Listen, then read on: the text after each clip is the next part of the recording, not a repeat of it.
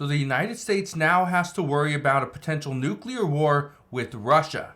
Now, the concern is Russia has just stated that a nuclear war could happen because nuclear weapons were made and these weapons exist so that we can use them.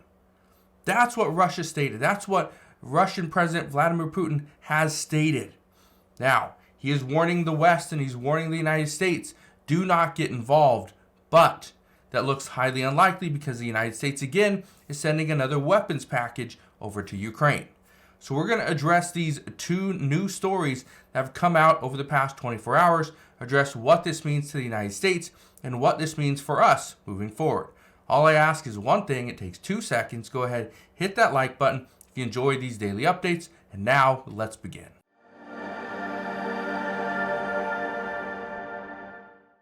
So for a handful of years, Russia has been working towards a nuclear weapon.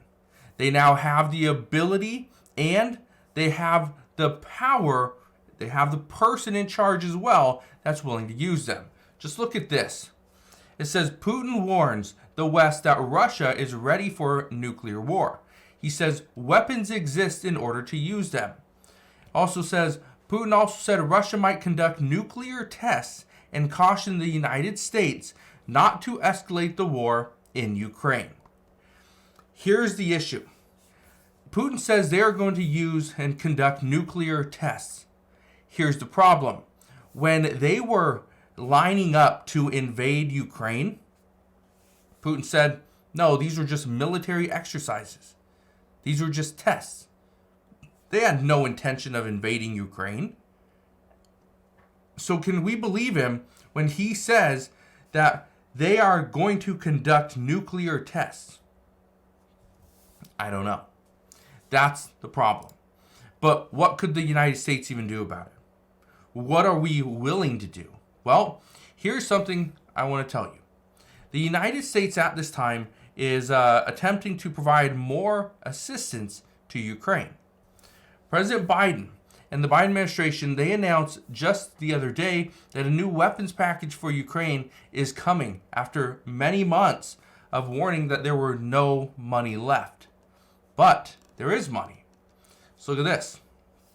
It says the Biden administration announced another package of military aid to Ukraine worth up to $300 million on Tuesday after months of warning there was no money left, with officials saying the new funding became available as a result of savings made in weapons contracts.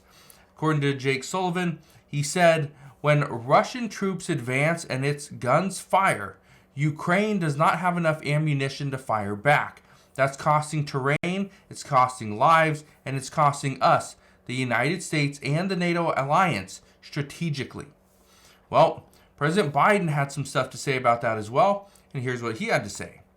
He said that for one, this package is nearly not enough, but he says we must act before it literally is too late. Before it's too late, because as Poland remembers, Russia won't stop at Ukraine. Putin will keep going, putting Europe, the United States, and the entire free world at risk, in my view. Could Russia do this? Absolutely. Will they do this? That's the big question. As of right now, Russia has taken over a decent amount of Ukraine. The United States and other countries are attempting to provide additional assistance to Ukraine so they can push Russia back, and Ukraine can then control its entire country. However, according to experts, they say this is highly unlikely. The United States providing $300 million is not enough. This is not something, this is not just the view from President Biden. This is the view from many experts. They say $300 million is not even close to being enough. We would need several billion dollars going to Ukraine and doing that consistently to push Russia back. But if we have consistent support, is that going to pretty much tell Russia that yes, the United States is fully involved in this, and then Russia potentially attacks the United States? Well, I don't know. Experts believe that Russia is highly unlikely to conduct a nuclear attack on the United States.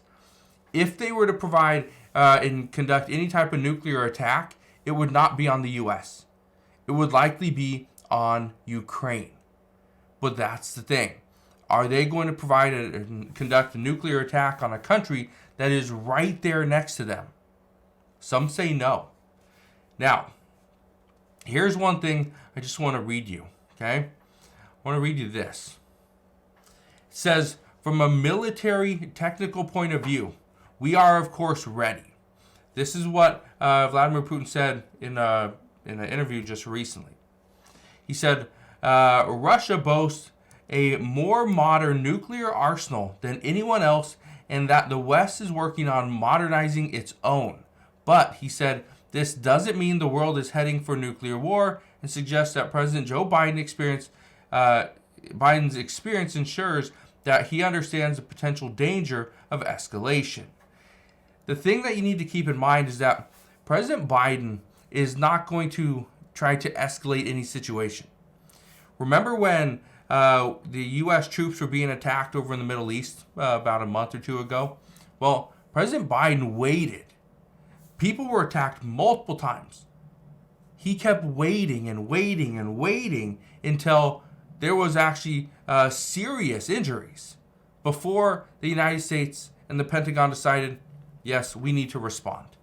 We need to respond in kind. We need to make sure that they understand if they continue to attack our troops or our military bases, well, we're going to come after them. That's exactly what happened. And the United States went after the Yemen Houthis. The United States went after some members of Hamas and Iranian-backed groups. That's what the United States did. So one thing you need to keep in mind is that even though Russia and Vladimir Putin is stating that they are ready, they have the nuclear weaponry that is ready and available to them. They will use it because weapons were meant to be used. The United States is going to do what they can to try to de-escalate this situation first. So, what does that mean for us moving forward? Well, it means a couple of things. Number one, we cannot put troops on the ground in Ukraine. That's something that we've known for years.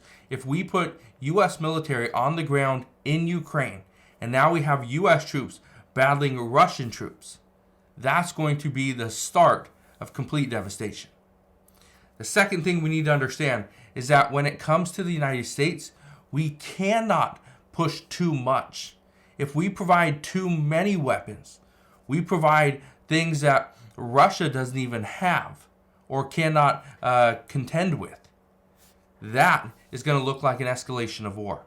And again, if the United States is the one that's pushing it, then Russia is going to come after us.